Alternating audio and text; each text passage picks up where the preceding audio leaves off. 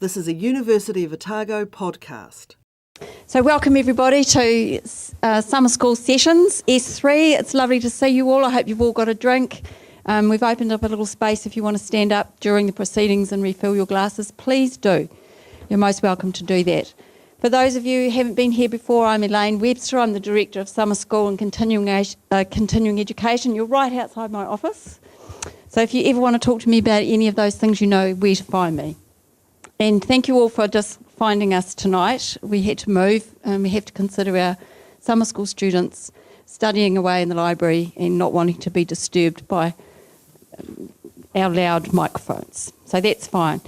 Now, summer school sessions are all about good conversation, about curiosity, about intelligence, about intellectual debate, and about bringing the fabulous resource of university academics out into the sphere of beyond the walls of the department and the lecture theatre and engaging them in debate with each other.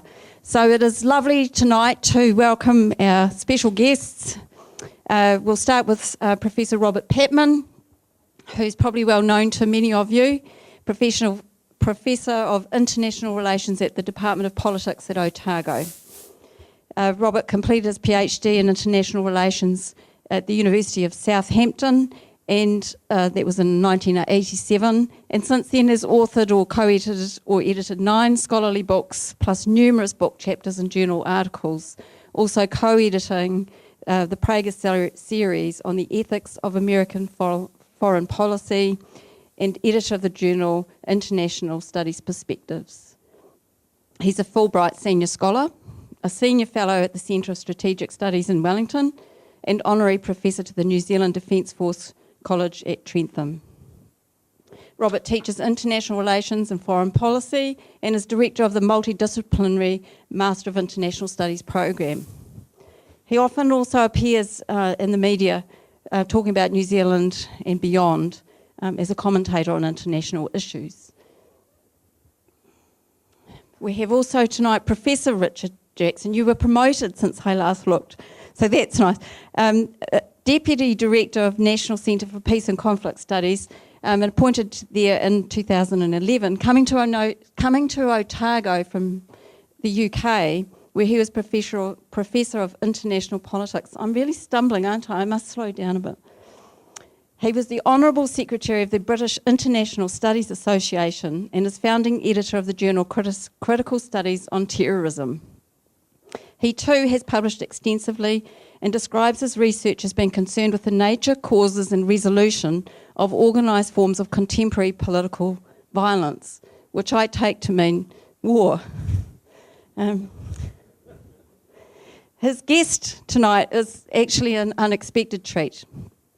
We have Professor John Mueller of Ohio State University. Professor Mueller is a senior research scientist at the Mueller Center. Where from? From John. Okay. So Richard's special guest tonight is Professor John Mueller of Ohio State University. Professor Mueller is a senior research scientist at the Mueller Center for International Security Studies at Ohio, where he is also an adjunct professor of political science. He's a Cato Senior Fellow at the Cato Institute in Washington, D.C. His research also focuses on terrorism, with special attention on the reactions and costly overreactions inspired by terrorism. And we warmly welcome you today, John. And we also have Cameron Toogood back, our student discussant. And I think this time he has his trainer wheels off. We're really delighted to have Cameron here again. I think it was very generous of him to return, and he's taking a more leading role in the managing the discussion tonight. Cameron is doing his second year in neuroscience and is also an enthusiastic summer school student. So we very warmly welcome you to our session tonight. We're going to remind you at the end to please complete a little evaluation form, because you know you can't talk about anything with real certainty unless you have some data. And we'd really like to have the capacity to continue what we're doing here in future. So it would be lovely if you could help us with that. And Cameron will remind you about that at the end. So actually I'll hand over now to Cameron and all go. Thank you so much, Elaine, for the intro. I want to just say it's an absolute privilege to be able to sit up here with three very notable academics and get the chance to actually speak to all of you. So thank you so much for coming, and thank you, Elaine, for organising this. So actually what I was hoping to do is just to open with a little bit about what you're doing, how it's relevant to New Zealand, and also how it's relevant to academic students going through politics and going through these fields at the moment. So Robert, if I could just start with you. Do you want me to? Okay. I did prepare a few remarks, mainly because I might ramble otherwise. And I'm also aware that, we got limited time, and I think all three of us, and I'm delighted to be here with Richard and John, I think all three of us want to maximise the Q&A session. Basically, I'd like to thank Elaine for inviting me. And Elaine's brief to me was to talk about, we discussed this, and it seemed to be a good idea to talk about international education and how my role as an academic contributes in some way to the world in which we live. I felt a little bit humbled by this request in one sense, because it was not so long ago I was described by a New Zealand foreign minister as a woolly-headed academic who is hopelessly out of touch with the real world. Actually, it's the present New Zealand foreign minister who described me in that way. So I realise that I've got my work cut out trying to disprove that, but I deny the charge. The reason I really deny it is because, and I suspect Richard and John may agree with me on this, sound policy making is not just about reacting to external events, if you're a foreign policy maker. It is also about having the capacity to interpret and to anticipate events in the international arena. An internationally informed education is vital, I believe, to the global environment of the 21st century. I think it's always been important, but I think it's more important than ever. I think such an education can help provide the analytical tools and critical insights that not only enhance the effectiveness of a country's foreign policy, whether it be New Zealand or any other country, but can also hopefully make the world a better place and enhance the prospects for cooperation. So what sort of world do we live in? Well, since the late 80s, the global environment has been profoundly affected by the aftershocks of the end of the Cold War in the late 80s and the deepening of globalization. It is the intensification, of course, of technologically driven links between societies, institutions, cultures and individuals, which has made the world seem such a much more smaller place, but at the same time often a much more fragmented place. In this environment, we've seen some quite dramatic changes, one of which, of course, was 9/11. If 9/11 demonstrated anything, it is that extraordinary economic and military power in the 21st century no longer guarantees invulnerability. This limitation is not confined, I should add, to the United States. It also applies, that logic of enhanced vulnerability also applies to rising powers like China and India within the international system. What's all this mean for us living in New Zealand? In many ways, New Zealand's been a major beneficiary of the new global environment in which we find ourselves in during the last 2 decades. Established New Zealand policies like support for the UN, peacekeeping, a non-nuclear stance, seem now not so much idealistic but quite pragmatic in the ever more interconnected multilateralist world which we live in. Meanwhile, the aftermath of 9/11 has helped repair the relationship between New Zealand and the United States, which was a legacy of the nuclear row, a strained relationship was a legacy of the row between New Zealand and the United States in the mid-80s. And at the same time, New Zealand has been able to use the post-Cold War environment to push into the Asia-Pacific region, a policy that began in the late 70s to diversify New Zealand's foreign economic trade, and push ahead and become the first Western country to sign a free trade agreement with China which I suppose is must be a landmark of success for that policy direction.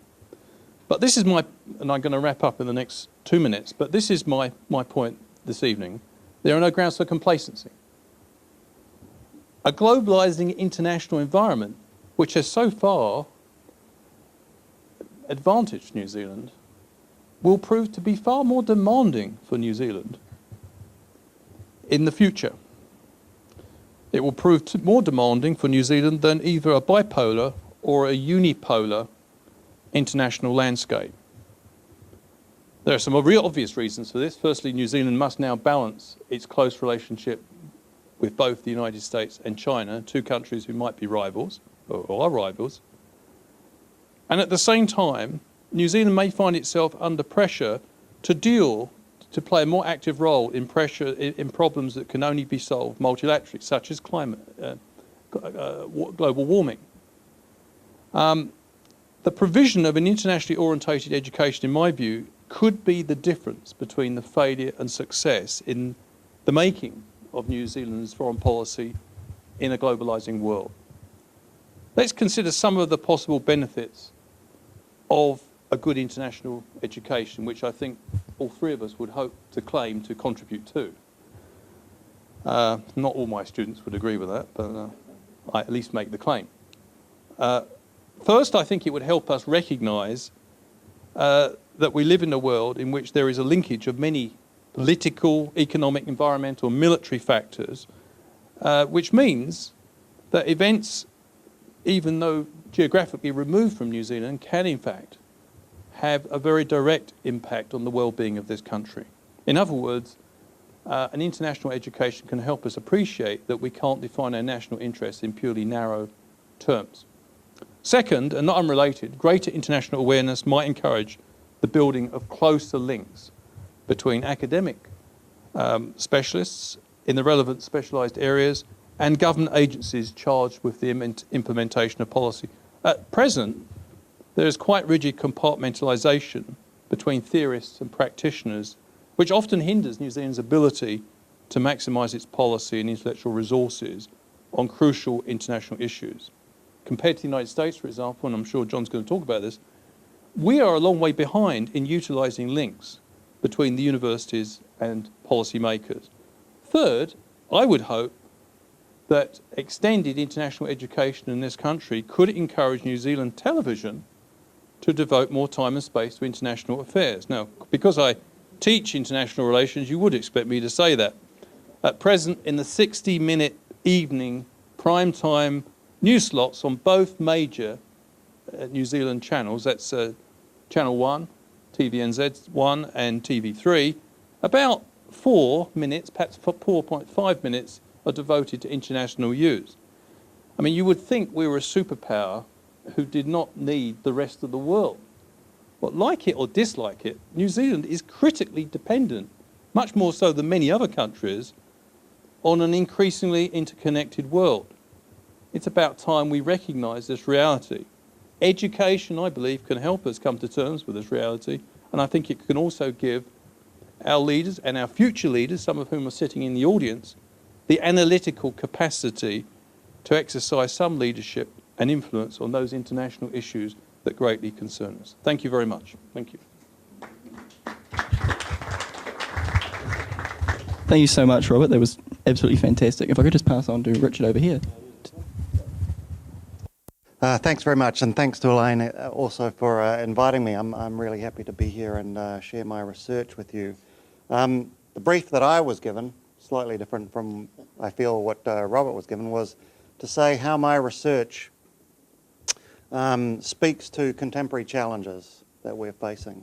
So what is the challenge? For me, my research focuses on the challenge of organised political violence. And that is, not necessarily confined simply to war, which is one of the most organised and most well-organised forms of contemporary political violence, but also terrorism and civil wars and counter-terrorism in particular. And I would say that 3 strands of my research in particular focus on this this challenge that we face, which is that we live in a world where political leaders as well as oppositional groups still believe that they can achieve good political goals through the use of organized political violence. And that organized political violence is a legitimate and moral and effective way of dealing with conflict, right? I see that as a problem. And so my research is devoted largely to the normative end of finding alternative ways of dealing with contemporary challenges, conflicts of every kind in non-violent ways and pacific ways. And so one of the main streams of my research has been looking at, I guess you could say, counterterrorism since 9/11, in particular the war on terrorism, but extending from that to broader forms of domestic counterterrorism.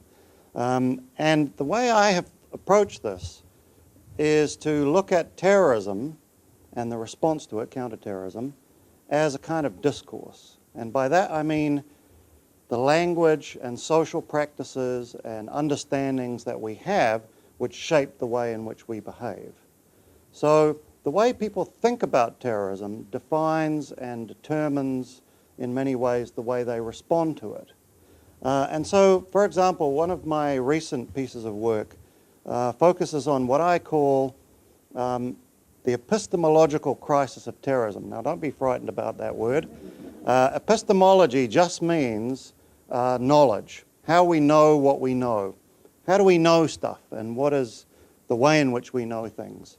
And what I've looked at is the language that particularly policymakers, but also practitioners, counterterrorism practitioners, use about terrorism, which then determines the kind of response that they have to it. I mean, John will talk about this in far more practical detail than I do. I focus mainly on the language. But what I've discovered is that terrorism has been constructed through language as a kind of unknown threat, right? Which means we continuously deny that we know anything about it.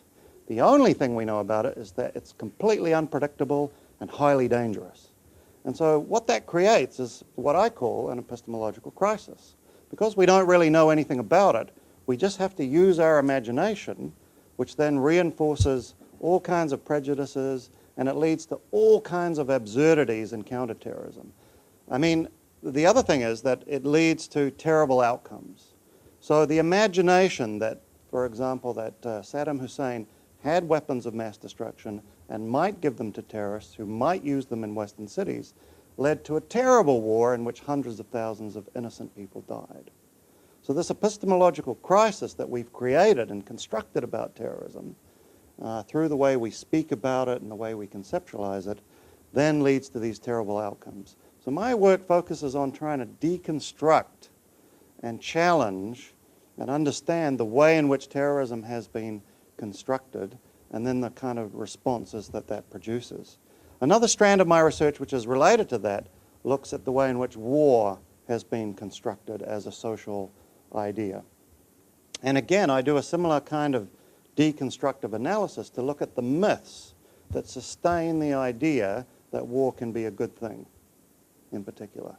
So the way in which we memorialize war, the way in which we remember war, and then the way in which we use war narratives, stories, as entertainment in society, which then guide kind of policies and ways of thinking about war, and the way in which a lot of that hides and occludes the really terrible things about war, which is that the harm it causes is always far greater than the good that it brings, which is a much more empirically factual thing. But we hide that through our narratives. And then related to both of those things, I guess I've spent a bit of my research looking at American counterterrorism, particularly in the war on terror, and asking the question most recently, why is it that Obama cannot really change the war on terror? Even though he wanted to, or said he wanted to, why he can't really do it. And so I've been looking at the ways in which counterterrorism has been embedded in American political culture and in American institutions and the way those institutions then take on a life of their own, and the way the fear of terrorism and the way the language of terrorism becomes embedded in a way of life, which then makes it very difficult to change course. So, how does this have practical relevance? Well, it helps us to think about actual policies and provide a critique of them. It helps us to clarify the values and ideals that public policy is meant to make. It helps us think about more evidence-based forms of public policy, particularly in counterterrorism. I mean, John will talk more about this, but there is no evidentiary base for most of counterterrorism policies. I mean, they're going on fantasy. They're going on imagination rather than on the evidence that we actually have about how effective terrorists are, how many of them there are, what they intend to do, and so on. And then, you know, this helps us also input into the public debate. So what's the relevance for New Zealand? I mean, I was trying to think about this. I think for me, the main one is that New Zealand has this annoying tendency to try and follow what Britain and America do, right? As if they are the paragon and we should follow them. I think when it comes to counterterrorism and the war on terrorism, America and Britain and the other allies in the war on terror have made so many horrendous mistakes. The best thing we could do is do the opposite. So it's about avoiding mistakes. And if I can in any way convince the present New Zealand government not to take any of the policies that they've seen overseas, then that will be a good thing. Thank you very much, Richard. And John, can I ask something to you? Okay, thank you. It's very nice to be here, and thank you for the sunshine, but unfortunately we had to come in and out of it today. What I'd like to argue basically is that what the world really needs is a lot more complacency. And we're not nearly complacent enough. And I've been very interested throughout my career in threat, how people evaluate threats, and I argue they mostly exaggerate international threats. The problem is when you start thinking about what the threats are, you start falling in love with the threats and you want to justify your existence by getting very hysterical. I'd like to have a quote here from Newt Gingrich, who's a Republican politician who ran for president last year. Didn't win, obviously, didn't win the nomination, but he was there. And Newt Gingrich is a guy with a lot of ideas. In fact, his friends even say things like, at any one time, Newt will have 100 ideas, and 5 of them are actually pretty good. And last January, in one of the Republican debates, he came out with a good idea, one of the 5. His argument was that defense budgets shouldn't be a matter of politics. They shouldn't be a matter of playing games. They should be directly related to the amount of threat we have. And what I'm actually started a book now, try to look at the amount of threat we have, and the conclusion is we don't have any threats. And therefore, the best thing is not to worry about threat and to imagine threats and certainly exaggerate threats, but to treat the world as it is, which is basically there are problems and issues, but there aren't any real threats, particularly from the standpoint of requiring a military force of any magnitude. So following what Richard said, basically what the United States should do is be following New Zealand and moving its military force to about the same level as New Zealand. They used to say about Costa Rica, but that's too extreme. They don't have any at all. At least New Zealand has something, and that's about as much as you'd need. Let me just sort of go through the reasons for complacency. One is the idea of major war among developed states. There has not been a war among developed states now for 2/3 of a century, and it seems to me we ought to start taking that seriously. Europe, which is the center of the developed world, used to be the cauldron of war. For example, in the 15th and 16th, 17th century, there were only a handful of years in which there wasn't a war going on somewhere in Europe among what we would call developed states. Since 1945, there have been essentially 0 wars among developed states, and that seems to be likely to continue. There's no reason to think anything's likely to change very soon. And to a degree, major wars become what I call sub-rationally unthinkable. If someone in France gets up and says, we ought to attack Germany because we used to be really good at that, or somebody in Germany says the reverse, a lot of very smart people in France and Germany, and over the decades and centuries, they've used their intelligence to figure out how to get into vicious wars with each other, but they haven't done that since 1945. Anyway, if you get up, if someone said we ought to attack the Germans, the issue would not be people would say, no, the cost would outweigh the benefits. Instead, they say, that's the craziest thing I ever heard of. In other words, it's sub-rationally thinkable. It is literally unthinkable in the sense that no one even thinks of it as an option. They don't even think of it as an option and then dismiss it. And that seems to be perpetuating itself. The one area in which people, political scientists in particular, like to worry about things is China as a rising power. And they somehow got the idea that if China gets to be as the GDP of China becomes more or less the same as the United States, then somehow China will want to start wars and so forth. There are problems with China, both domestically and internationally, and certainly one of the problems that one wants to keep one's eye on is the issue of Taiwan, which is probably the only really major unsettled international issue that exists now. However, China has a lot of domestic problems, and it also has getting into a war after it's tied itself to the rest of the world as almost a quintessential trading state would be incredibly self-punishing. So while one wants to keep an eye on that, that strikes me as being it's not really much of a prospective threat. There's also concerns from time to time about rogue or minor countries taking over other countries. But one of the remarkable things since World War II is there's only been one case in which one country has tried to conquer another United Nations country. That only one time. I mean, conquest, of course, is historically, how you define epochs, the British Empire, the Roman Empire, the Persian Empire, and so forth. But since World War II, there's only been one case in which one United Nations country tried to take over another United Nations country and then incorporate it into its own country, and that was when Iraq invaded Kuwait in 1990. So that's extremely rare, and of course that was turned back by force the next year. And the Iraqis demonstrated that they're incapable of fighting a war for anything that stupid as taking over Kuwait. So you may have rogue countries that cause problems and so forth, but it's unlikely to be much of a major issue and does not require huge military forces. A fourth problem is basically proliferation. And I keep saying this and no one listens, but I'll try it again. We've now lived two-thirds of a century in which nuclear weapons have proliferated, and the consequences of that have been totally benign. It hasn't mattered a bit. The countries that have gotten nuclear weapons have never figured out anything to use them for, except to stoke their own egos and to deter what they think of as potentially threats outside. They've never used them even much as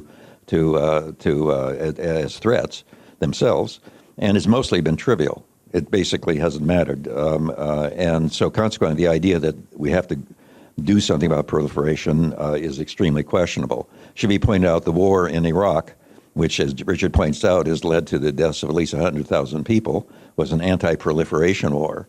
The number of people killed in Iraq is larger than the number of people who were killed at Hiroshima and Nagasaki combined. In other words, anti-proliferation has caused more destruction than proliferation. You might want to have military forces, even in New Zealand, for intervention and policing, peace policing. That's likely to remain really quite limited, partly because it's so costly, potentially costly, which has been demonstrated only too well in both Afghanistan and in Iraq. And I think basically France is playing around now in Mali. It should be pointed out the Mali problem was caused by trying to do something about Gaddafi in Libya. So the Libyan intervention got rid of one dictatorship and established something resembling a democracy. And at the same time, it destroyed democracy in neighboring Mali. So it's not clear that the intervention was a gain for democracy overall. But anyway, these kinds of policing ventures are likely to be very limited and mostly limited to peacekeeping. In other words, after the war, civil war or whatever it is over, and people really want to get back on their feet, then policing and helping them is very beneficial and also really quite cheap and risk-free. It's not so much stopping the wars. It should be pointed out, by the way, not only has there been virtually no international war since the end of the Cold War of any sort, the old-fashioned sort, but civil wars have dropped away. In 1990, there were about 30 of them going on, using a standard political science definition for what civil war is, and now there may be 3 or 4 or 5. It's been that way throughout this whole century. So it looks like even civil wars, as well as international wars, are going away. So it seems to me that the prospects look pretty good, and unless we try to imagine threats as opposed to dealing with problems or issues, we're more, it's going to be substantially counterproductive. So I think there's considerable grounds for complacency, at least at the military level, and the prospects seem overall to be really quite good for that continuation. That certainly doesn't mean that countries should not be engaged internationally with trade and everything. There's no way to stop that, and it'd be a bad thing if it did. And obviously, you may want to take some concern about the fact that both Korea and Japan claim the same useless crop of rocks in the middle of the sea between them, and so forth, and they get very uptight about that. But at least, and so there are issues you probably want to deal with, but mostly things are coasting along pretty well. There's long-term problems of global warming. Those don't require military forces.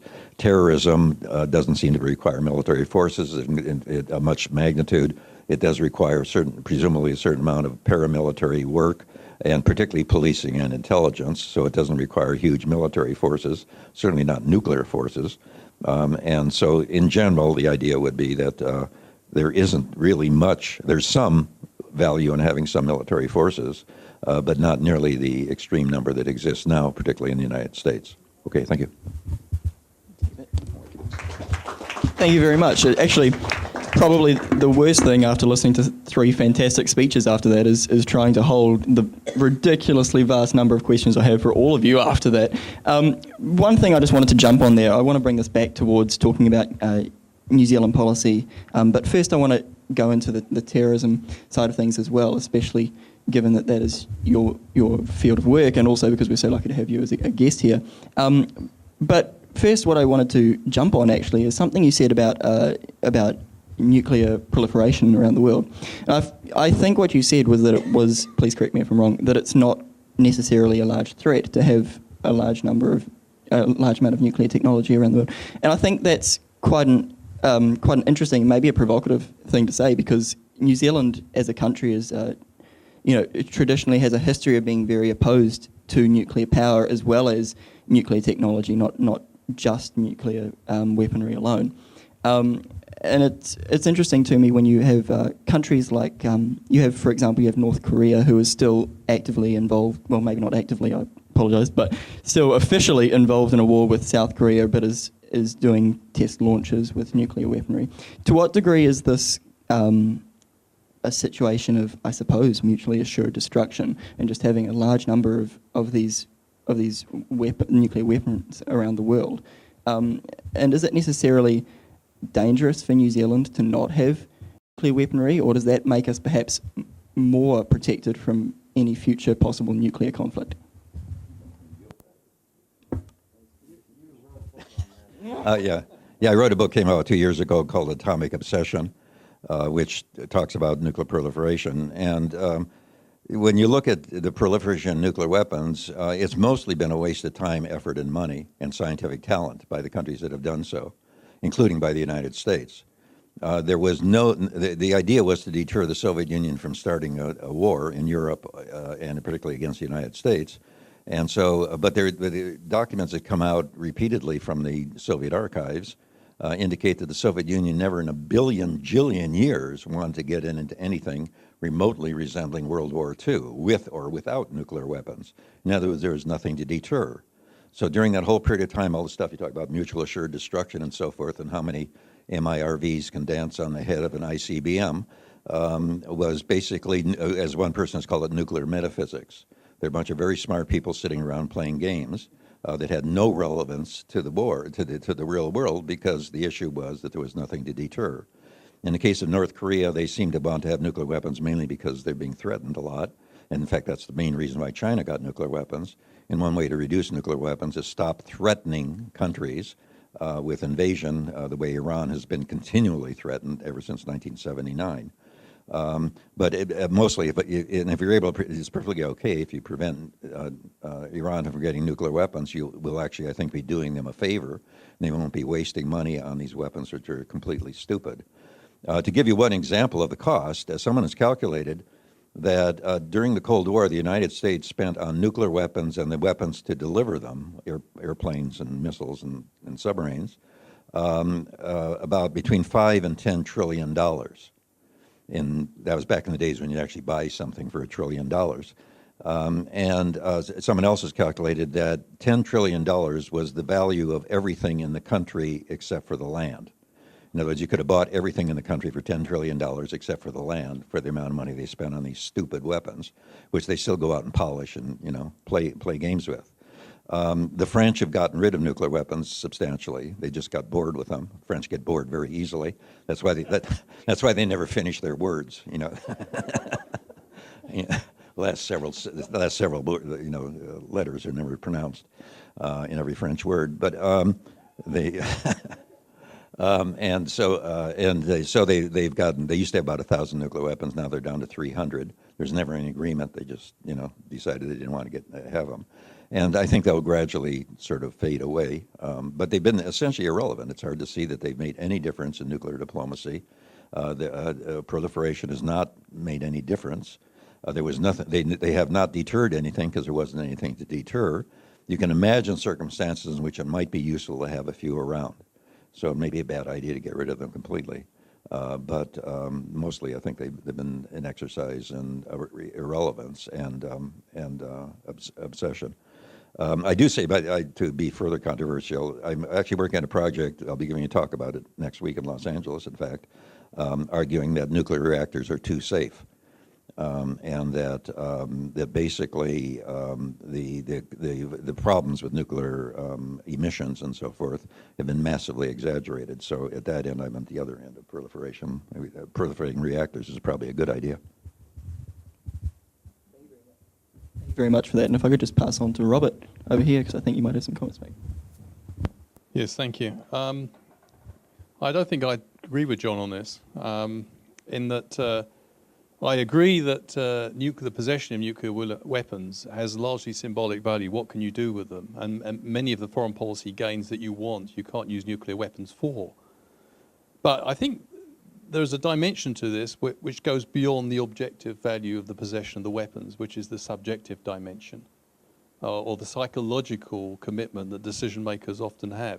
It's interesting to look at how desperate some countries have been to acquire nuclear weapons. It's no coincidence if you look at the permanent five of the UN Security Council, they all possess nuclear weapons.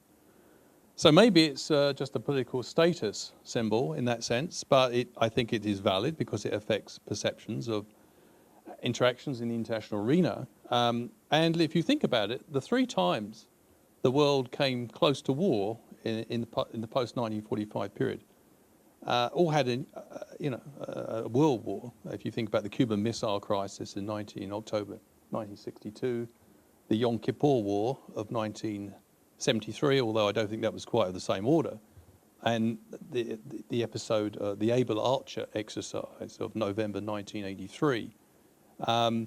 It seems to me that the possession of nuclear weapons can generate very real tensions and can have very dire international consequences, hence the anxiety of proliferation. The other thing I would say is that those who possess nuclear weapons, of course, can pursue policies which encourage others to get them.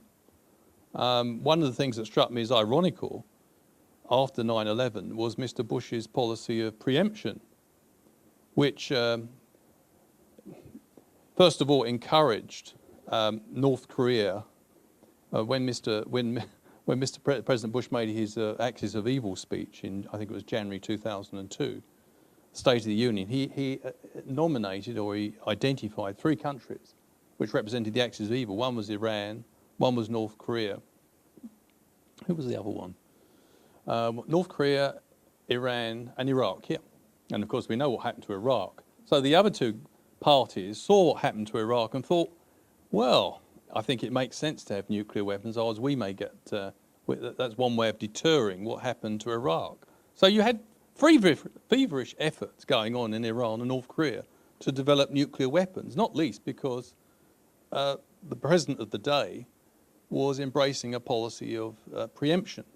So I know what John, I sort of partially agree with John. I do think nuclear weapons, I mean, they're a monumental burden and cost, and their diplomatic possession, I mean, the possession of nuclear weapons, to me, has relatively small diplomatic and military benefits Nevertheless, their possession can generate, I think, very real fears internationally and can generate some pretty scary situations. And not least, of course, the perception that these weapons, particularly in a state which implodes like the Soviet Union did in 1991, could fall into the hands of groups who may use them. But, you know, that may be overstated. Thank you very much. Did either of you want to continue that? To add that I find this discussion really, really interesting, not because I've studied nuclear weapons myself, but because it's so reminiscent of the terrorism discourse as well, in the sense that what happens is that policymakers and people who are involved in these things become trapped in their own language and assumptions and discourses. So we have countries that imagine what might happen if another country got nuclear weapons, and that's not based on any actual history of what has happened in the world or any logical analysis of what they would be able to realistically do with nuclear weapons, but just some kind of imagination of, well, they could irrationally decide to use them, even though they know that they would be annihilated in response. And so in order to preempt that, we have to engage in all these counter-proliferation policies, which then actually increases the fear and the imagination of the targeted party, who then engage in activities which then seem to confirm our perceptions that they're behaving. And it all becomes a circular kind of crisis discourse that leads to, as John points out, tremendous wastes of money and resources and intellectual capital, tremendous increases in tension, such as the Cuban Missile Crisis and so on, and potentially catastrophic, conflicts and confrontations. And that's what really interests me, in a way, is the way in which the language and the assumptions and the knowledge that we construct in many ways makes the world of international politics. And it doesn't necessarily reflect a kind of objective evaluation of what you can do with nuclear weapons, or what the threat of terrorism actually is, or what the threat of China actually is, or what the intentions of other actors are, and so on and so forth. And I mean, that's what interests me the most. So. I could just compliment, I think, the point that Rich is making was an important one. If we think about the build-up to the US invasion of Iraq, some of the US policymakers like Condoleezza Rice, who was then, I think, the National Security Advisor to President Bush, in one speech even spoke about, the imagery of mushroom clouds in the United States, and the suggestion was that Saddam had nuclear weapons. But if you think about it, if Saddam was silly enough to launch one nuclear-armed missile at the United States, it would be signing the death warrant of his regime. And most dictators, one thing they're very keen on is self-preservation. And there's no evidence to suggest that a country would knowingly attack the United States and face the crushing consequences if they had nuclear, if you had a country with 1 or 2 nuclear weapons, it would be ridiculous to take that path. And I sometimes think that logic is sometimes missed. Conversely, in the Middle East, I find it very interesting. There's this constant preoccupation, particularly in the United States, about the prospects of Iran getting nuclear weapons, when America's closest ally, Israel, has more than there's some disagreement about this, but it has at least, and this is a conservative estimate, about 150 nuclear weapons. And yet, it seems to me it's very interesting, and it comes back to my point earlier. I really think it's important that the parameters of these sort of debates are widened. Both John and Richard have made huge contributions to widening the parameters of these discourses and debates. But it's important that we keep pressing the case so that people begin to point out these anomalies. I don't want to preempt you, John, but one of the fears that people have is that as nuclear weapons proliferate, they could get into the hands of terrorists. What would you say to that? Yeah, well, Atomic Accession has four chapters on atomic terrorism, suggesting that terrorists are incredibly unlikely to be able to fabricate or get nuclear weapons, and they're unlikely to be given one by anybody because you can always trace it back to its origins. So any country would have to be totally crazy to give a group they couldn't control that nuclear weapons. I'd like to just sort of second what Robert said, and the thing I'd like to stress is hardly anybody said what he said, which is, so what if Saddam Hussein gets nuclear weapons? What's he going to do with them? Saddam Hussein had a totally unreliable army. The argument is he's going to dominate the Middle East, so he's going to rattle his rockets, and then Saudi Arabia would say anything you want, you know. What Saddam Hussein had was an army which he didn't trust. He would not allow the army to bring heavy equipment into Baghdad for fear it would be used against him. He was also very careful about not issuing his own army very many bullets because he was afraid to be used against them. I mean, so with this army, the one that retreated, advanced to the rear very quickly in the Gulf War and fought, it basically did not fight at all. It just left. That army is somehow going to be used to dominate the Middle East was simply ludicrous. And as Robert suggests, if he had 2 or 3 nuclear weapons, some of which, 1 or 2 of which might even possibly work, he would be up against not only Israel with 100 or 200 nuclear weapons, but a whole coalition of all the other countries with that. And if he really did start to threaten Saudi Arabia, what Saudi Arabia would do is not say, okay, anything you want, Saddam, I'll give you. Instead, it would go into coalition with other countries, and probably even including Israel, to oppose the Saddam Hussein. So the idea that it could actually do anything of any significance, that people would be scared into groveling in front of him because he rattled the occasional rocket, strikes me as completely ludicrous. And it's almost never said. It was almost never said before it was all. If he gets it, then the world is going to come to an end. And the same thing is being said about Iran. I think the last time Iran invaded any country was about 600 years ago. And they have good reason to think that people do not wish them well, since the United States every single day since 1979 has said we sure as hell wish that regime would go away. It should be wiped from the slate of history, in fact, that regime, not the country. So the regime there has reason to think that it is not well loved by the United States or much of anybody else. And so it's got reason to be concerned about efforts to get rid of it. Well, thank you very much for that. If I could, if anyone else wants to add anything to that, or if I could just move that along, back to the terrorism topic that we were talking about before. One thing that you repeatedly said, John, is that you believe that America is overspending on a perceived threat of terrorism, but they're not doing. They're not spending this money to a necessary level, but far beyond it. And one thing that I wanted to explore with that, which I was looking through before coming on and just wanted to talk about because it's such an interesting topic, is these drone attacks that have been going on in Pakistan since 2004. And it's quite interesting because perhaps you could talk about whether those are necessary, which I think I know the answer to, but also to what sort of damage that does to the perception of America within Pakistan and from other countries, and the countries that tie with America. Yeah, well, actually, one of the monumental achievements of American foreign policy in the course of this decade is that if you ask people in Pakistan who the greatest enemy is, they say the United States. India is now number 2. Now, that is an unbelievably impressive achievement.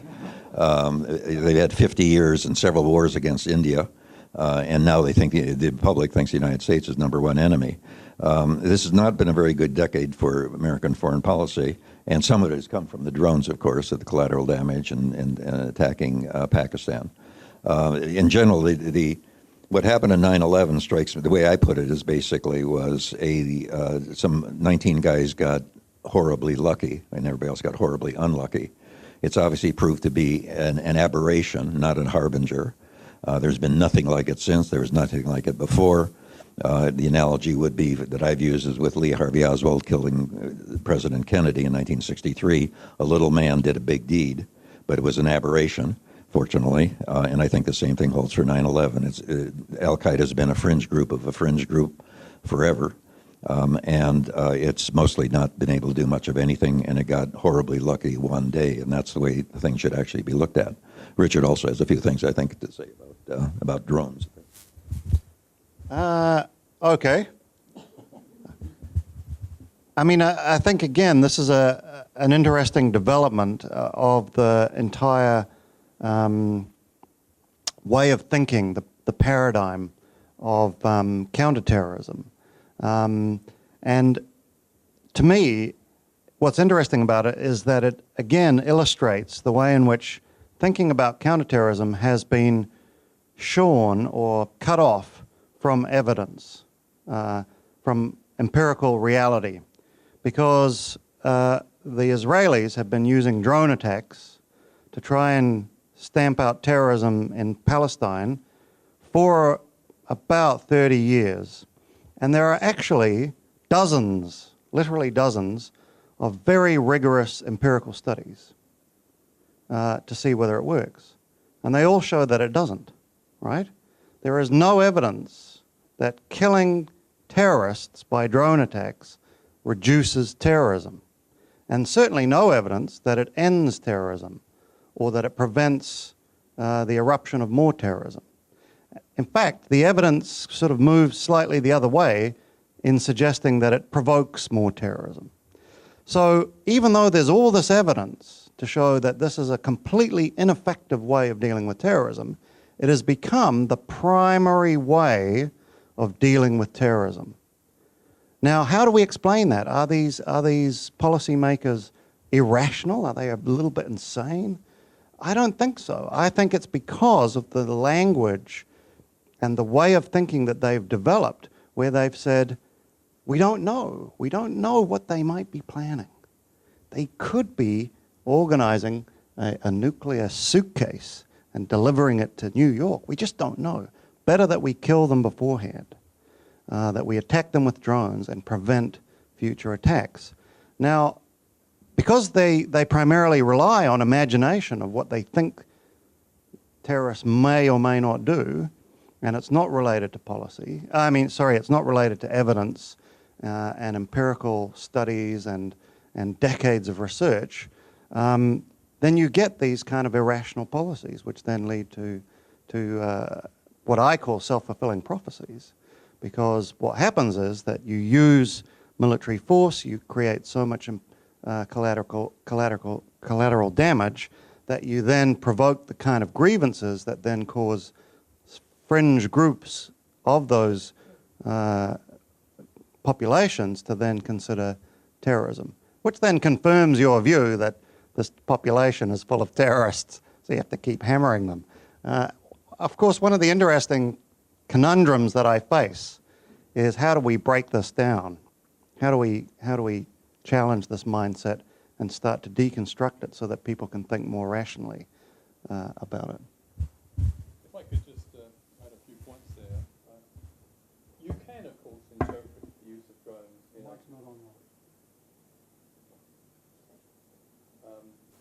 You can, of course, interpret the use of drones by the Obama administration. The Obama administration has massively increased the use of drones, particularly in the Pakistan area.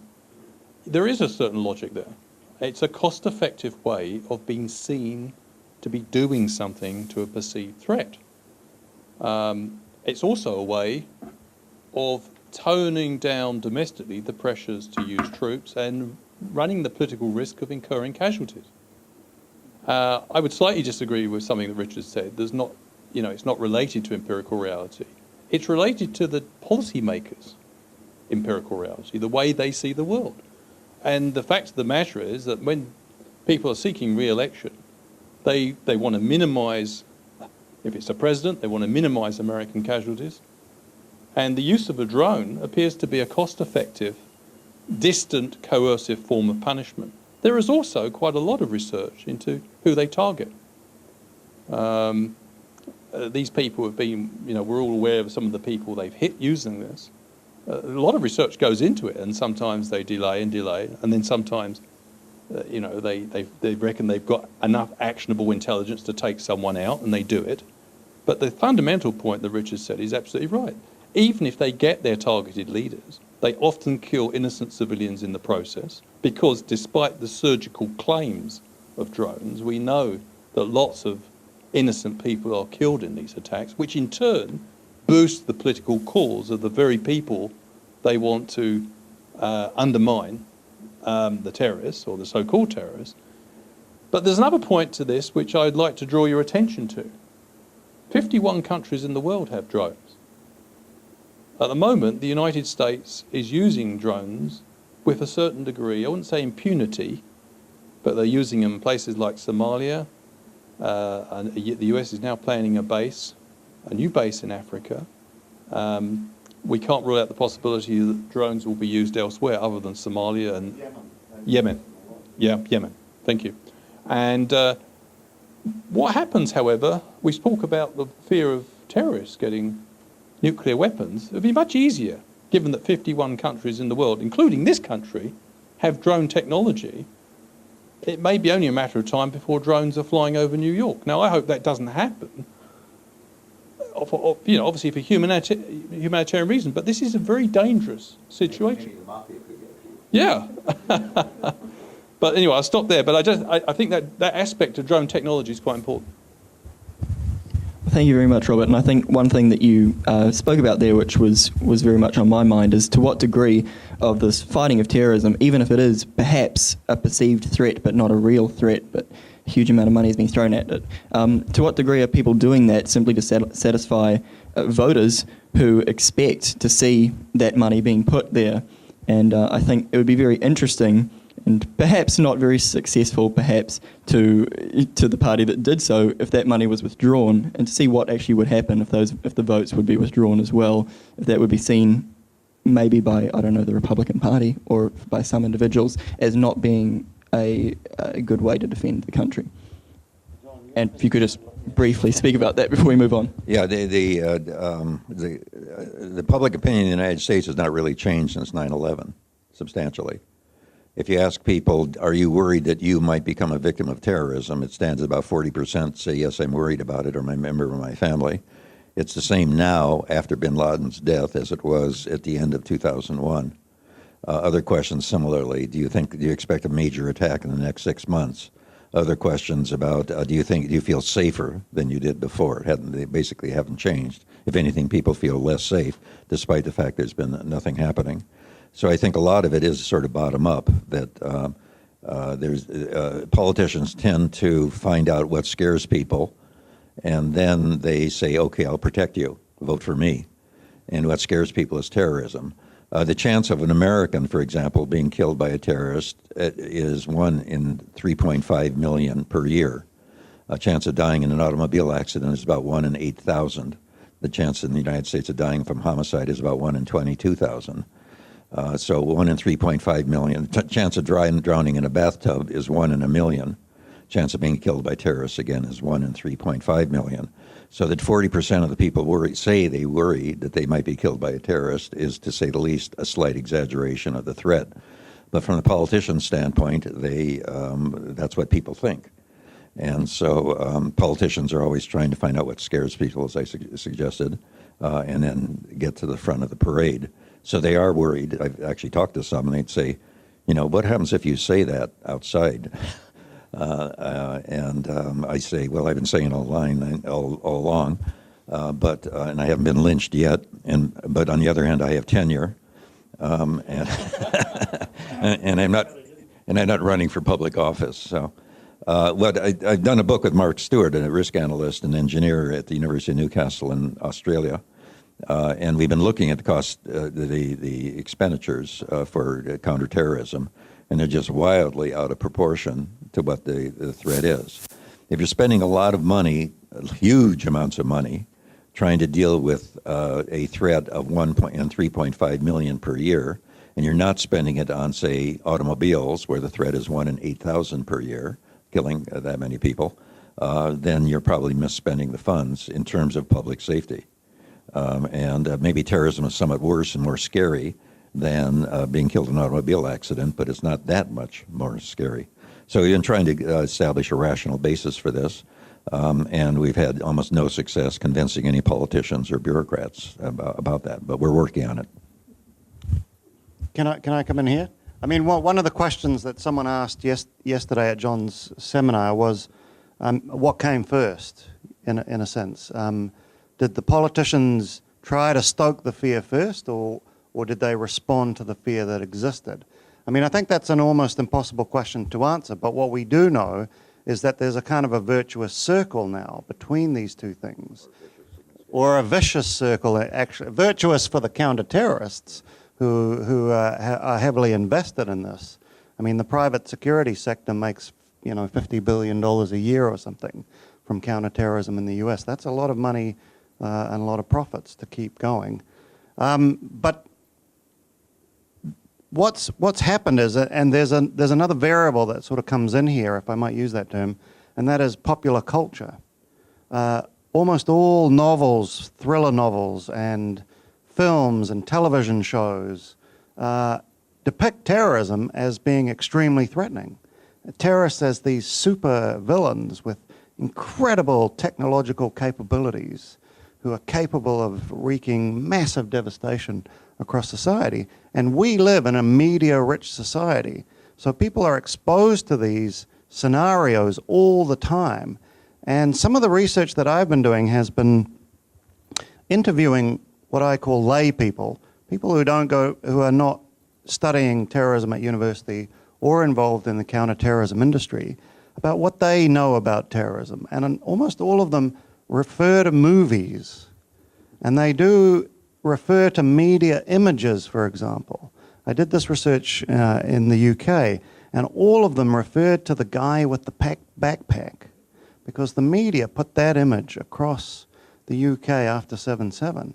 So they have this inbuilt now fear of people with, particularly Muslim-looking people with backpacks. And we can't underestimate, I think, the role that the media plays in stoking terrorism fears. And there's actually been a great deal of research in the way in which the media vastly exaggerates and the way in which they report terrorist incidents. I mean, there was a classic case, which you may remember this, or maybe not, where Al-Qaeda purportedly put a bomb in a printer that went on a cargo plane that was meant to go to the United States, and it might have detonated as it was coming into land, but it was a very primitive bomb. I mean, they spent 2 full days, wall-to-wall news on that. No one had died. They found it. It didn't amount to anything. It was the best that Al-Qaeda could manage. But because of that, they then just changed the sort of procedures that cargo planes now had to be searched rigorously for bombs that might be put on them. Fear everywhere. I mean, when the media does that, of course the fear is going to go up. And then the politicians say, well, I can't go out there and tell people terrorism is not a big threat because it's on the media all the time. The media will then be questioning me. So then it becomes this cycle, this circle of reinforcement. And the key question is, how do we break this down? I mean, how do we help people to see that actually you're going to die from so many other things before terrorism, other things which the government should be putting money into, I mean, you're far more likely to die from domestic violence than you are from terrorism. And yet the government puts in, less than 1% of what they put into terrorism, into domestic violence programs. Now that is a scandal, and we ought to be enraged about that, but we're not. I agree with what Richard said. I would just add that there's a couple of dimensions that I think needs to be, first of all, while I don't think we should exaggerate the threat from Islamic fundamentalists, wherever they've been present, they have made life pretty miserable for the people who found themselves under their control. And I certainly wouldn't want that vision extended globally, nor would I want the hyped up counter-terrorism campaigns that we've seen. But I would like to say, I think there's a political motive here, and we shouldn't lose sight of it. In many respects, the challenge presented by the groups like Al-Qaeda and other Islamist militants has been presented as a sort of engineering problem, where you develop a solution, a technical solution called counter-terrorism. No one's actually talking about the fact that these groups, these fringe fundamentalist groups, are actually feeding off sometimes quite legitimate grievances in parts of the world. You talk to many moderate Muslims, and they are mostly moderate. That's why Al-Qaeda is a fringe group who are detested widely in the Islamic world. And they will say the problem is there are outstanding grievances that the West does nothing about, particularly in the Middle East, where there's occupation of territory which is not recognised under international law. What we should be thinking about, to use a boxing analogy, using diplomacy, is to cut the ring space off from these groups, to remove the grievances which they cynically feed off. They're not worried about the Palestinians, Al-Qaeda and all this group, but they keep exploiting it amongst angry young people in the regions of the world where they come from. This complete focus on counter-terrorism is dealing with the symptoms of the problem. It's not dealing with the causes, it's not dealing with the drivers, the things which enable these groups to have some, albeit limited, credibility. If we really want to shrink and discredit these groups, it's a political challenge.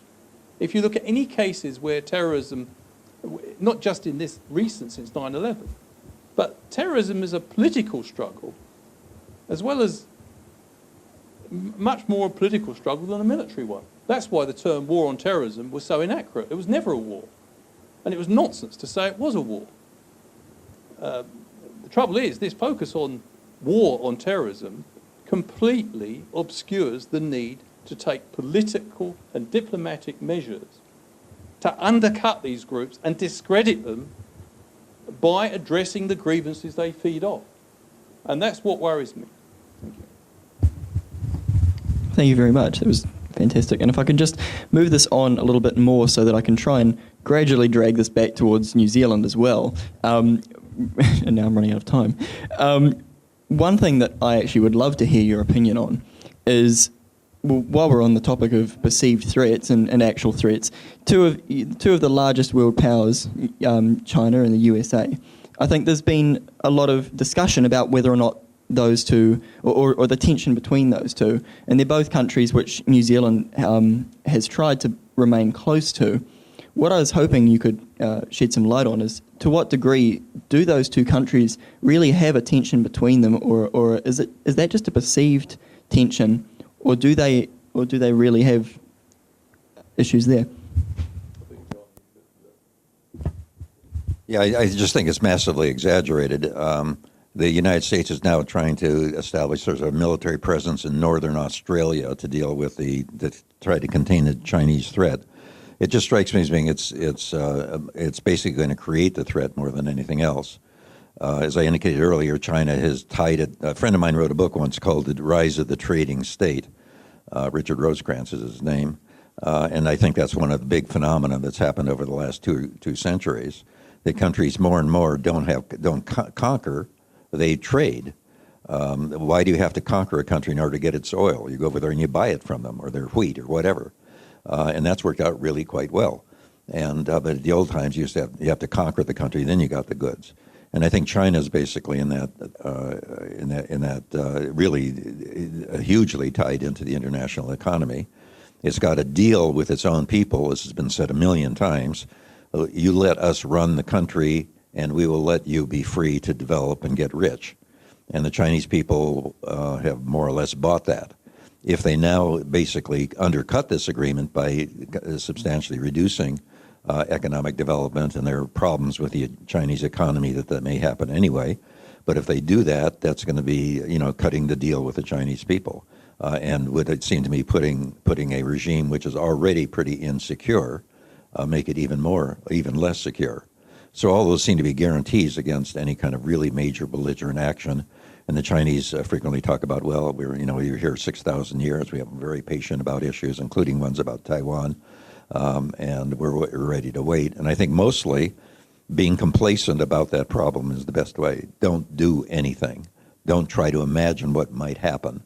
Mostly it's going in a good direction, and the best thing is to let it happen and not try to manipulate it, because the danger of manipulation is that it would be counterproductive.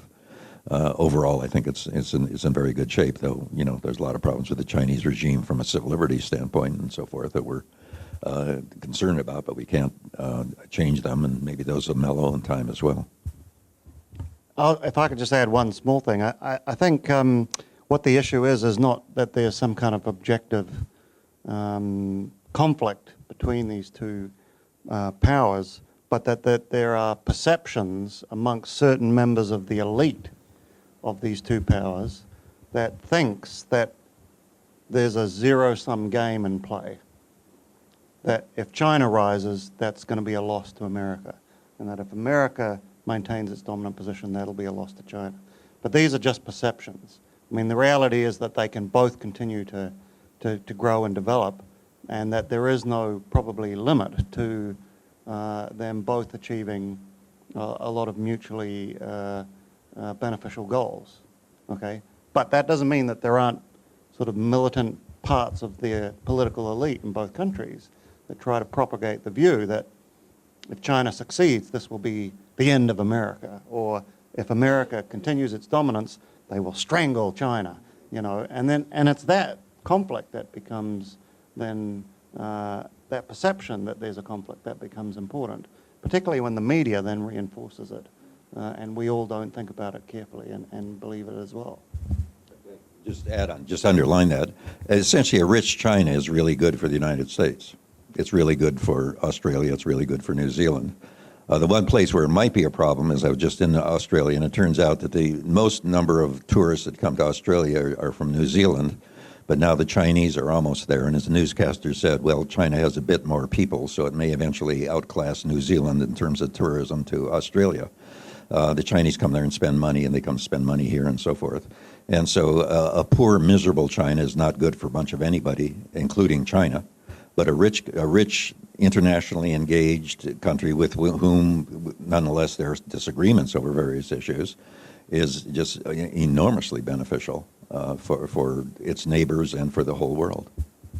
A couple of quick points. I'd like to reinforce what Rich has said, and John. I think this is a very delicate relationship, the United States and China. I think President Obama said early in his first term that it's a relationship which could shape the contours of the 21st century. He didn't just mean his administration, he meant in the future. And I think there's a fair amount of truth in that.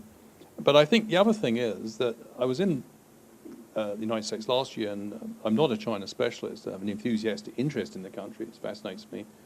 But I went into a session which was full of American China specialists, and I was quite deflated and demoralized by the degree of suspicion of China from people who've made their life studying China and I knew the language. And it comes back to Richard's point, which I made at the beginning of my presentation. They really, and I don't mean me to be patronising, but it strikes me that some analysts really have not got their head around the fact that we now live in a world where no one power can dominate it in the way that it was possible in the past. Even countries of the power order of the United States and China are vulnerable in the way that great powers were not 200 years ago. And we live in an interconnected world. There's no problems you think of, security, environmental, financial, etc., that can be solved unilaterally. There's no unilateral solutions to be had. And yet, we have this scenario where we have fearmongers on both sides saying, we may be displaced, the rise and fall of great powers. This is the imagery, that America will be knocked off the top perch by a China that will take over. I think that's a fantasy. It's complete nonsense, and as John said, these two countries are inextricably intertwined.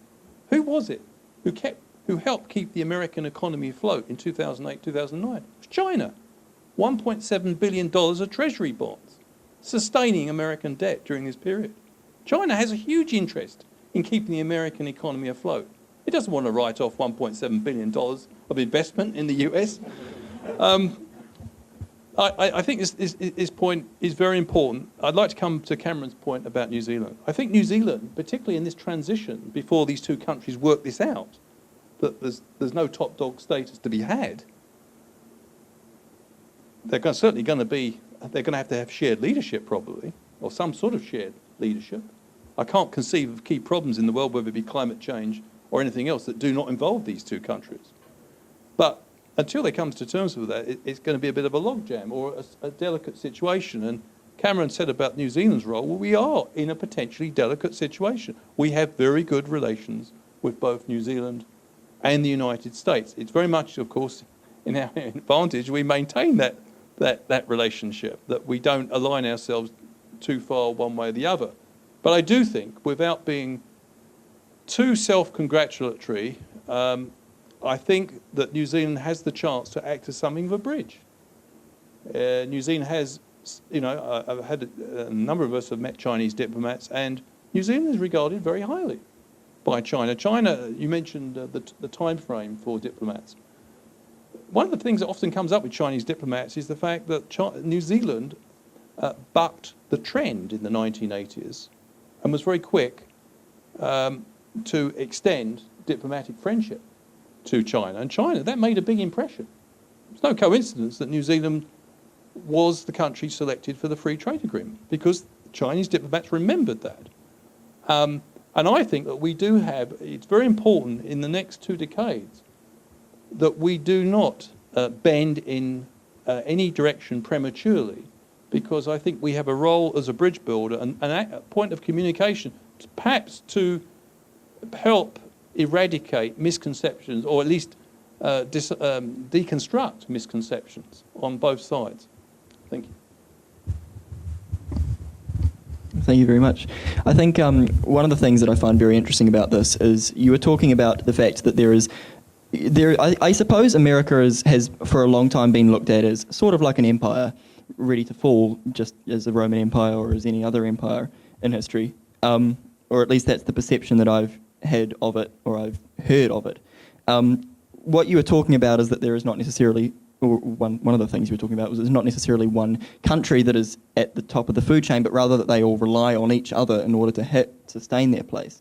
And one thing I find very interesting is that New Zealand is not necessarily amongst those top countries in terms of global power, but it still interacts very strongly with them for a country that is fairly low down on the food chain in that way. One thing I wanted to ask you is or all three of you actually, is to what degree do you think, New Zealand is a country that in the past has been politically notable for making very big political statements that have been different or to what people have expected. They were the first country in the world that's currently an independent nation to give women the vote. They rejected nuclear power. And what I'm interested in is that at the moment, what it seems like is that New Zealand is playing a sort of a peacekeeping role in trying to maintain its relations with everyone without doing anything too extreme or too unexpected. Is there anything that you think for New Zealand's politics going forward that would be a big move that it should be looking at moving, or is it better just to continue where it is at the moment? If I could just start, I know Richard and John. I think you raised. Sorry. I think you raised a really big point. In my remarks I prepared earlier, I tried to say that the world we live in will become more demanding for medium-sized countries and smaller-sized countries.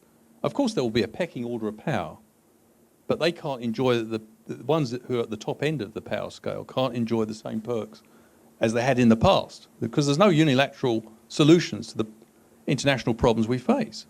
But for New Zealand, I think there is the expectation internationally, for the reasons you've just indicated, Cameron, that we should be leading not on, the economy, but we should be showing a willingness to lead more on issues like, for example, climate change and the environment, because after all, we try to present ourselves as a clean, green country.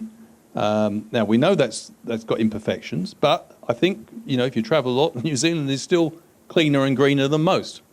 But Mr. Key's approach so far seems to me to be very reliant on what other great powers in the international system are doing.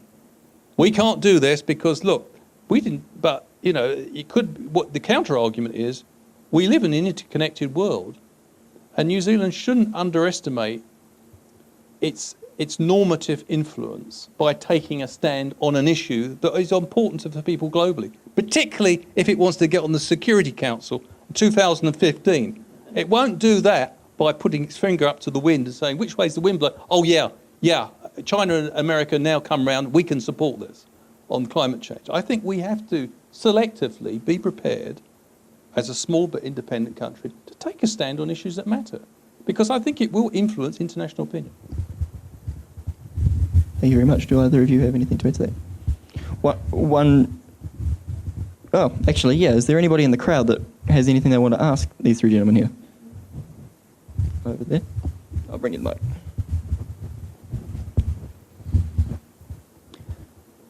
So is there any sort of chicken and egg issue between educating the populace or giving them, cultivating an international perspective in the populace and the media sort of ending their myopia over international issues?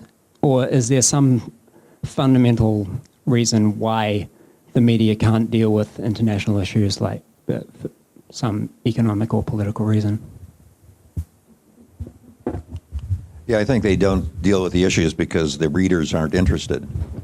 They react to what they're, how many people turn on the television set or how many people buy the newspaper. And it's very unpredictable, but it seems to me, rather than leading public opinion, they basically follow it. They spend tons and tons of time about the death of Princess Diana. They did not spend, people were not interested in the death of Princess Diana because it was on the media. The media was spending tons of time on it because people are interested in it, or death of Michael Jackson or whatever. And I think it tends to be basically they look at in the United States there's been a bunch of terrorism cases, and I've asked reporters, how come you don't cover that more? And they said, well, no one's interested. For 2 or 3 days they talk about, something happened, they arrested somebody in Pocatello, Idaho or something like that. And so it gets in the press, but there's no real feedback. And let me give you an example of how that happens. There's a book called Manipulating Public Opinion, which proves to be exactly the wrong title. And there's an essay in there about the famine in Africa in 1986. What happened was a bunch of pictures was coming in from the famine in Ethiopia, with the usual thing of, horrible pictures of starving children with distended bellies and things like that. And the press looked at it and they said, well, it's a dog bites man story, famine in Africa. No one's interested in that. The BBC did a little bit of play on it and there wasn't any much reaction. Then one of the major television channels the editor decided, no, let's do a 3-day story on that. We got these pictures, they're very vivid and they're impressive. So they did a 3-day story. Then they do 3-day stories on lots of things. And they did this 3-day story on famine in Africa, and suddenly everybody was interested. And so then they spent months, weeks, dealing with the issue. Bruce Springsteen got involved, and there were going to be aid to Africa and so forth. Now, there's been a large number of famines in Africa, including a horrible one in Somalia just last year that got about 3 inches of space. If people had been really interested, there would have been a lot more press coverage. So I think the effect is basically, the reason there was so much press coverage of 9/11 was not, the reason people were impressed by 9/11 was not because they just filled the newspapers for weeks and months and years, but the reason it filled the newspapers for weeks and months and years is because people wanted to hear about it. So I think the cause tends to be much more dominant in that direction. They do manipulate, they do exaggerate, they do run with the thing, they do exacerbate. But I think the fundamental process is that's what their readers want to hear. And you talk to editors, and they say, you come in with a great story idea. I worked a bit for newspapers, and the editor says, nah, no one's interested in that. He's using his news judgment. He may be right, he may be wrong, but it's not, that story is not important. But rather, I don't want to waste space on it because no one will want to read about it, or we'll just give it a small squib. And then you give it a small squib, and then if people really are interested, then they follow up. If they aren't, they don't.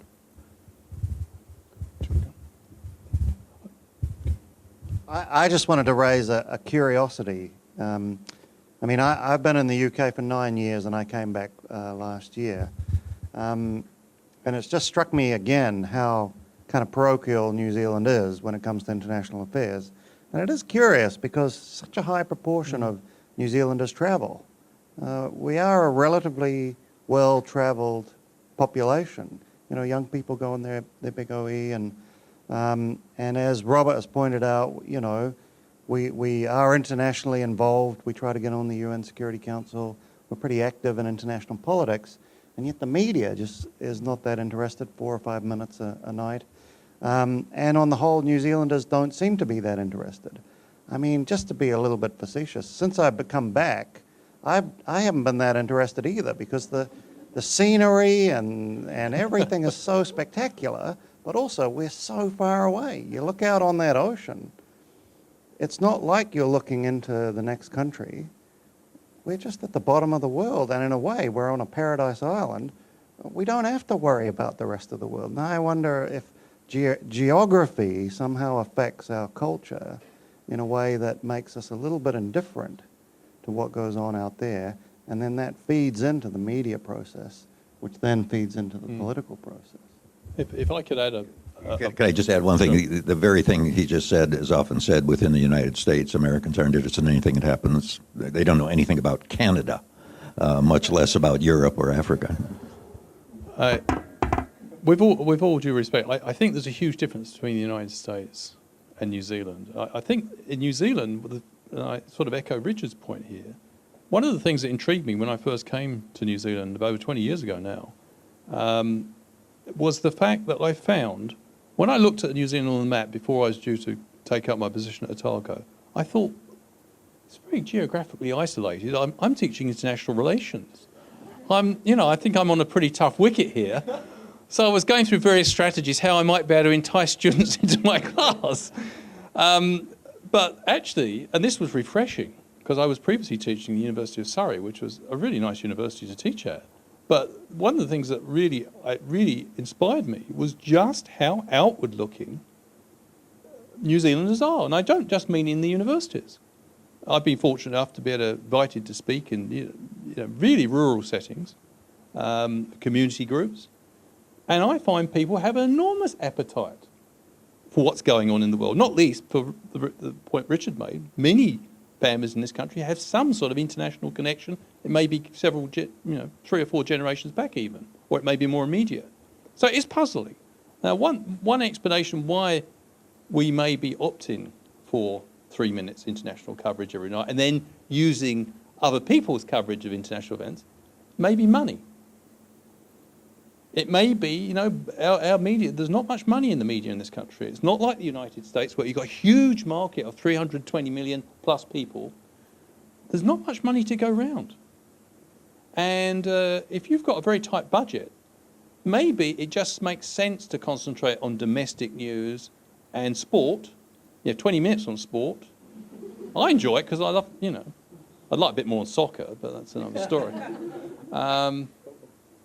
But the point is, I do think what I think is happening is there's a tension between what New Zealanders want from their news, which I think is more international coverage, and what the media managers think they can manage with their budgets. And I do think that is a problem. But I do, coming back to my original supposition, I think education will certainly not harm, it will not diminish the public pressure for more international coverage. So I think it's a step in the right direction, but I think you've raised a really good question. Thank you. Thank you very much. Is there anybody else in the audience that had a question? Over here.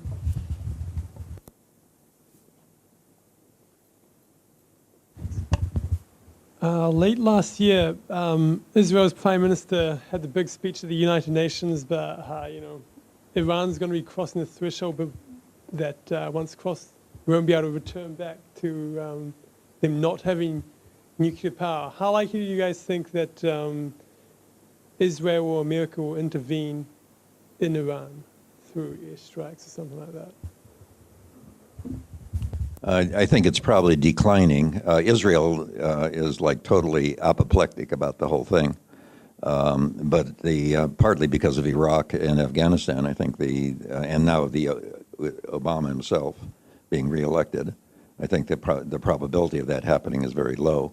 It's also going to take a long time, and it may be, of course, that Iran is not actually going to get nuclear weapons. The best guess, in fact, including by a lot of Israeli analysts, is that it would go to the point where it could potentially develop a bomb in, say, half a year or a year, but never actually develop any bombs. They may not even go that far. The head leader, the chief religious leader, said repeatedly that it would be un-Islamic to do that, and he said it very seriously. Now, he may be lying or he may change his mind later, but there's a very good chance they will never develop it. If they do, obviously if they do develop it and start threatening countries with it, then there'd be a lot of alarm in a lot of places. But it's hard to see, as I indicated earlier, that there's much advantage to them getting it. But anyway, I think the prospects are declining that there'll be a military strike, but they certainly aren't zero. In Israel, the problem is that they simply can't do it. In fact, it may be very difficult to. I went to a briefing about 2 years ago by two retired military personnel, one in the Air Force, one in the Navy, in an open session about if the United States wanted to use bombing to stop military development of nuclear weapons in Iran. And it was incredibly difficult for the United States to do it. Partly, it'd have to establish bases someplace because you can't do it from aircraft carriers, a lot of technical things. And also, they simply don't know where many of the targets are. There'd also be the danger of fallout. There'd be the danger of killing a lot of innocent people, which could be potentially, politically disastrous and so forth. Anyway. If I could just add a couple of points to I agree with what John said, to reinforce that.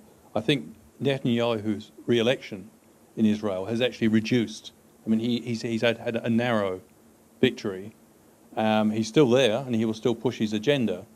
But I think one of the background considerations, which I think Mr. Obama is well aware of, although he's not going to shout it from the rooftops for domestic reasons, is that if Iran was attacked by Israel and the United States, it would almost certainly politically entrench the existing clerical regime in Tehran. Tehran came very close to a major upheaval in 2009. It's a very young country. More than 70% of Iran's population is under 25 and under, many of whom have nothing but hostility for the regime there. Now, I'm not saying we can just sit back and wait, but I think there are counter pressures that we certainly want to encourage. We'd like to see Iran's movement towards democracy continue.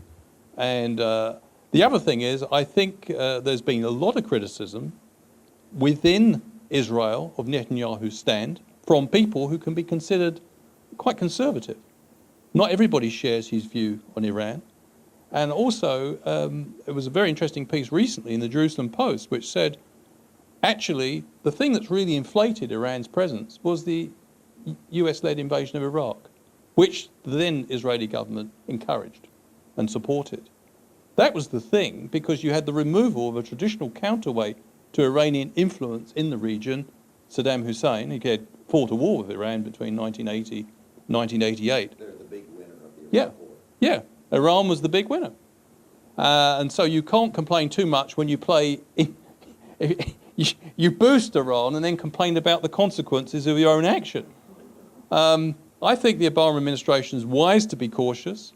I think the consequences of hitting Iran in the next year could be politically disastrous for change in Iran, which in the long term would be a bad thing, I think, for the world. Thank you. Okay, I'll just have one last call if there's any other questions that people want to take. Maybe one more over here.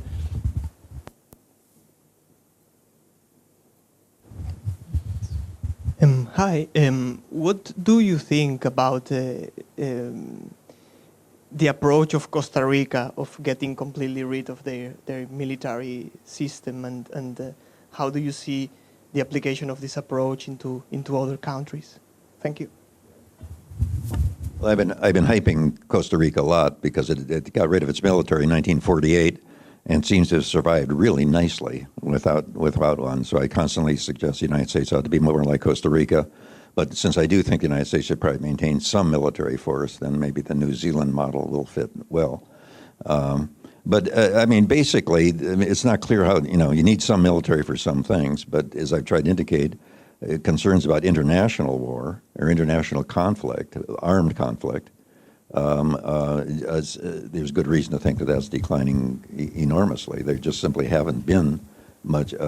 There hasn't been an international war since the end of the Cold War of the old-fashioned sort, in which one country goes after another country over a matter of territory. There's only been one war like that, and that was between Ethiopia and Eritrea between 1998 and 2000.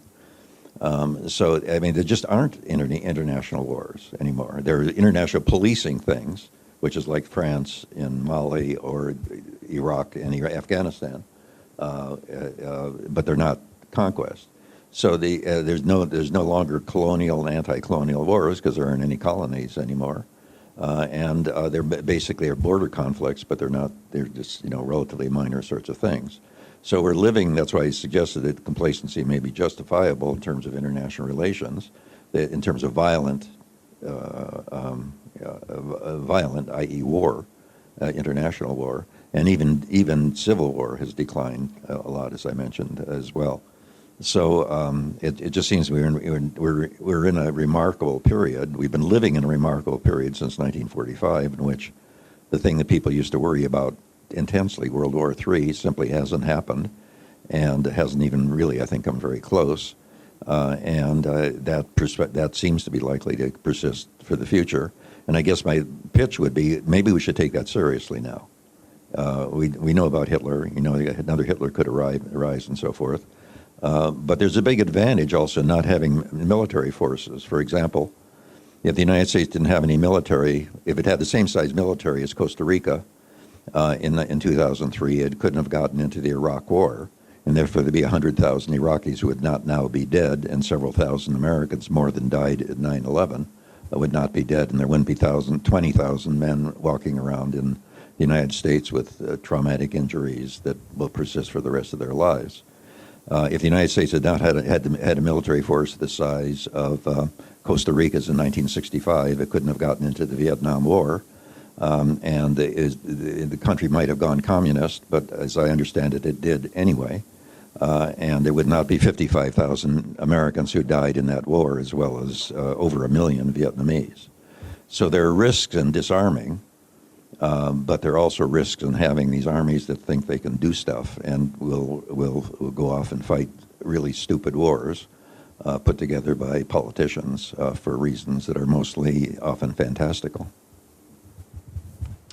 If I could just add something to this, I think this is really interesting, and it relates to a growing interest in my research now that I've come and joined the National Center for Peace and Conflict Studies, and that is that I think that we're actually at a historical moment where the idea of non-violent national defense could actually become more and more significant, and perhaps if people work hard could become more and more of a reality. The fact is that there are a lot of very well thought out national defense models based on non-violent civil defense. And I can explain them to you afterwards, or you can come and do my course, and we talk about that a lot in one of the sessions. But one of the things I want to raise is that I think this is an important historical moment, because not only have we had the debacle of Iraq and Afghanistan, which have both shown that even though the world superpower applied as much military force as they thought they needed to use, have failed to achieve their goals through using military force. And at the same time, in the Middle East in particular, through the Arab Spring, we've seen the success of ordinary people using non-violence achieving what violent attempts by the West to topple regimes and establish democracies failed to do. And then I would add one more thing, is that recent research by a political scientist in America called Erica Chenoweth has done a major study on all the non-violent and violent campaigns since 1900 to quite recently, where people tried to overthrow a government, resist an invasion or secede their territory or make a major political change. And what she found was that non-violent resistance movements were twice as successful as violent ones. So this shows that empirically speaking, non-violence is far more successful than violence. And this book has started to sell in its tens of thousands and maybe hundreds of thousands of copies, and the word is getting out. And she's in dialogue with resistance movements and various rebel movements and protesters to say, look, if you want to be rational about this, use non-violence. You don't need military force. And I think we're at a moment in history where if, we can mobilize people and we can mobilize the intellectual energy to do more research and to figure out ways of replacing militaries with civil resistance models, we could actually change international politics quite significantly. I think I would have to disagree a bit with Richard and John on this issue. We agree on much, but it's really, I suppose, that I have a less benign view of the forces of conflict within the international arena. I do agree that non-violence is an incredibly effective form of resistance, particularly in a democracy or what may be described as a fledgling or transitional democracy. But in totalitarian societies, as we've seen in Syria, where non-violent resistance begins, it can often degenerate into a civil war, where where dictators have absolutely no reservations at all about slaughtering unarmed protesters, which then, of course, becomes a self-fulfilling prophecy, because those people eventually, they do get tired of seeing their friends and colleagues slaughtered, and they take up arms against the regime. So I have reservations there. It's often forgotten in Hitler's rise to power that 400,000 Germans lost their lives resisting him in a non-violent way. He didn't have any compunction about killing them. One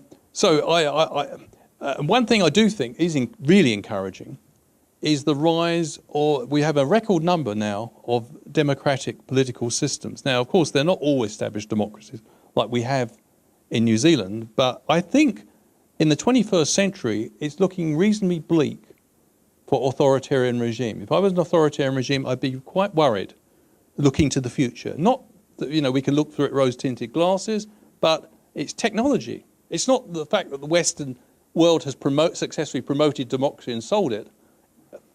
It's because technology is undoing regimes. A totalitarian regime, a prerequisite is the ability to compartmentalize or insulate its population from the outside world and then feed it propaganda. That is breaking down.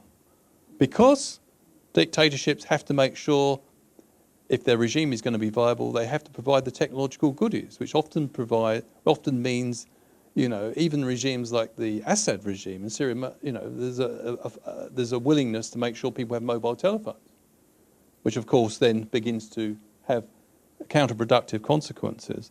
I think that's what I should say. I'll stop there because I said enough. I think it is, yes. Go ahead. Unless you want to. No, go ahead. Thank you all. That was fabulous. I think we could probably keep talking all night. I think we've also had a sort of de facto discussion about arguing the case for experts being in charge of New Zealand instead of politicians. And maybe that we would have... And another de facto argument is the need for some new words, some new stories about how things are and how things can be resolved. Perhaps we need some new film scripts depicting some other ending and some other kind of maybe the bumbling terrorist that you described so beautifully yesterday, which, I felt like quitting my job and writing that film script today. I guess it's fabulous to see so many people, New Zealanders, presumably most of you, interested in politics and engaging in rational and well-informed debate on this topic. So there is hope for politics, there is hope, and thank you all very much. I'll invite you to fill in an evaluation at the end, and to note that next week, Waitangi Day, we don't have a session, but the following week we will have the last in this series. So I invite you all to come back again on the 13th of February, and thank you very much to our speakers. Could we thank them, and good night.